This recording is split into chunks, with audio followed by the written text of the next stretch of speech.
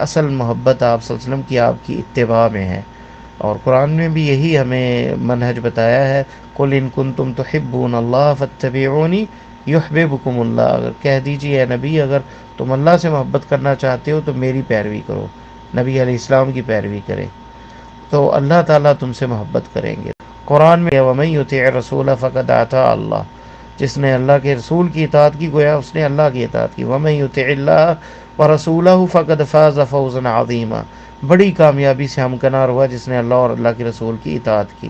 صحیح بخاری میں حدیث آتی ہے کہ سارے میری امتی جنت جائیں گے الا من ابا، مگر وہ جنہوں نے جنت میں جانے سے انکار کر دیا۔ صحابہ نے کہا وہ کون سے بدبخت لوگ ہیں؟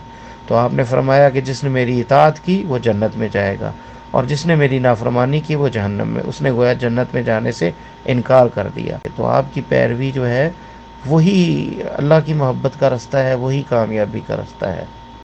حقیقت تو یہ ہے کہ اللہ تعالیٰ کے نبی محمد کریم صلی اللہ علیہ وسلم سے محبت جو ہے یہ ایمان کا حصہ ہے۔ کوئی بھی مسلمان ایسا نہیں ہے کہ جو آپ سے محبت نہ کرتا ہو، بلکہ حدیث میں جیسے آتا ہے کہ اللہ کے نبی صلی اللہ علیہ وسلم سے اتنی محبت ہونی چاہیے اپنے والد، اپنی اولاد اور اپنی جان سے بھی زیادہ۔ اس وقت تک ایمان مکمل نہیں ہوتا حتی اکون احب الیہ من والدہ وولدہ والناس اجمعین۔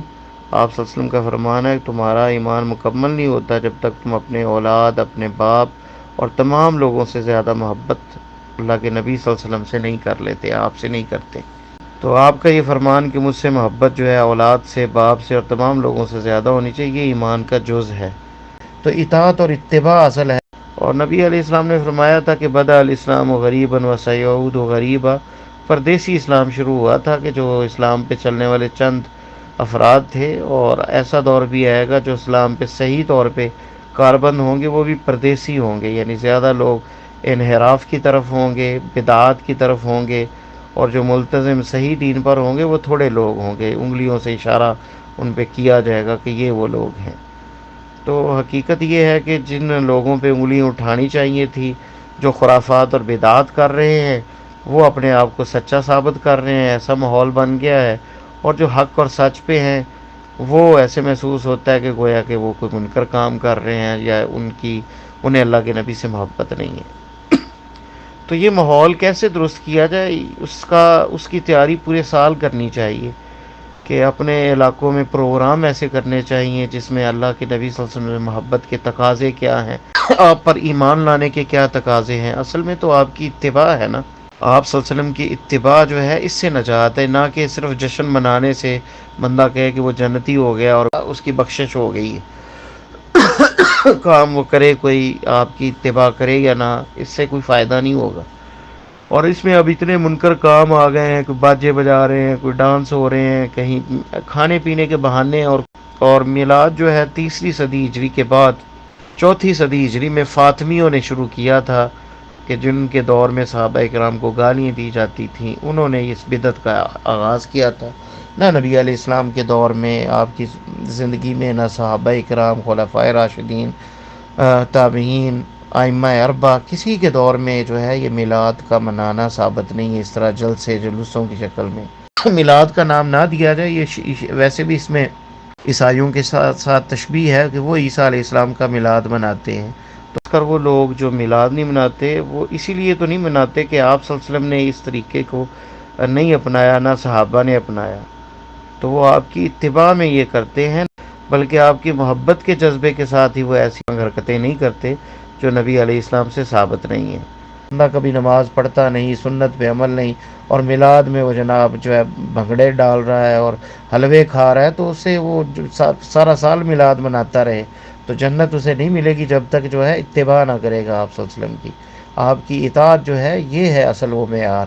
تو لوگوں کو اویئرنیس اس چیز کی دینی چاہیے اور بتانا چاہیے کہ یہ ناچ گانے اور یہ میلاد منانے سے کچھ نہیں، اصل میں آپ کی تعلیمات پر اور آپ کی اطاعت جو ہے یہ اصل وہ چیز ہے جو جنت میں لے کے جانے والی ہے۔ تو عیسیٰ علیہ السلام پہ بھی تو ہم ایمان لاتے ہیں، نبی اللہ عیسیٰ علیہ السلام پہ کو بھی تو مانتے ہیں، تو پھر ان کا بھی میلاد منانا چاہیے، ان کا کیوں نہیں میلاد مناتے ہی؟ اور یہ میلاد منانا کیونکہ درست نہیں ہے، تو ہم نہیں مناتے۔ تو یہی حال ہے نبی کریم صلی اللہ علیہ وسلم پر ایمان لانے والوں کا۔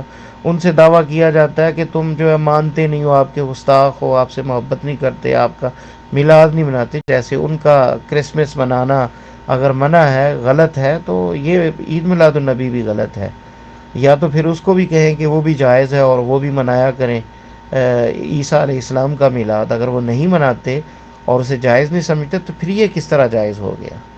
تو بہرحال بہت سے دلائل ہیں اس کے، پورے سال میں اس پہ ورک ہونا چاہیے کہ لوگوں کو یہ اویئرنیس دی جائے۔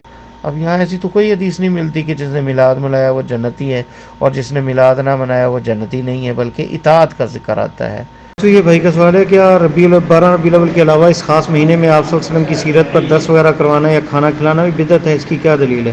میرے علم میں نہیں ہے کہ اگر کوئی ویسے درس سیرت پہ رکھتا ہے یا کوئی کھانا کھلاتا ہے اسے بدعت کہا جائے گا۔ 12 ربیع الاول کو آپ کا میلاد منانا جو ہے، اگر اس نیت سے جو ہے وہ بھی کام کرتا ہے تو اسے بدعت علماء نے کہا ہے۔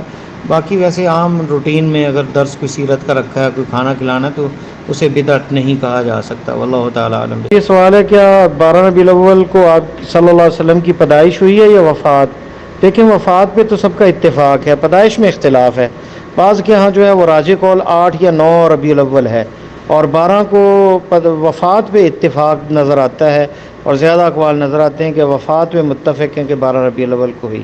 واللہ تعالیٰ عالم بالصواب۔ مدینہ منورہ سے دینی سوالات کے فری جوابات کے گروپس مسائل دین المدینہ، جن میں 4 نمبر محترم محمد جمیل علوی فاضل مدینہ یونیورسٹی کا ہے، جس میں وہ دینی سوالات کے فری جوابات دیتے ہیں۔ جوابات بھی اسی گروپ سے لیے گئے ہیں، جن کو ترتیب دے کر یوٹیوب چینل دنیا و دین پر پیش کیا گیا ہے تاکہ زیادہ سے زیادہ لوگ مستفید ہو سکیں۔ ویڈیوز ڈاؤن لوڈ کر کے اور آڈیوز بنا کر زیادہ سے زیادہ شیئر کریں تاکہ صدقہ جاریہ بن سکے۔ قرآن کو سمجھنا بہت ہی ضروری ہے، تو اس لیے آپ سب بھی خود بھی قرآن سمجھیں، دوسروں کو بھی قرآن سمجھنے کی دعوت دیں، اور نبی کریم صلی اللہ علیہ وسلم کی پیاری دعائیں جو ہیں ان کو بھی سمجھ کر پڑھیں، دوسروں کو بھی بتائیں کہ پیارے رسول صلی اللہ علیہ وسلم سے اصلی محبت کا تقاضا یہی ہے کہ آپ صلی اللہ علیہ وسلم کی دن رات میں جتنی دعائیں ہیں ان سب کو ہم ترجمے سے یاد کریں، اور آپ صلی اللہ علیہ وسلم کی تمام سنتوں پر عمل کریں۔